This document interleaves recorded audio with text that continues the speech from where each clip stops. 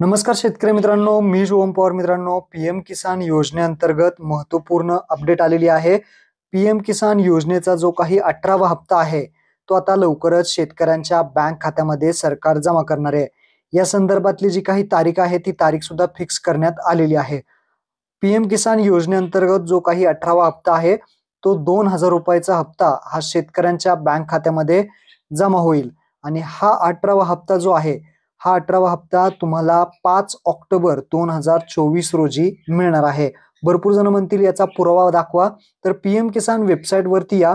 या वेबसाईटवरती जर तुम्ही आला तर तुम्हाला इथे पाहू शकता नोटीस जी आहे ते लागलेली आहे.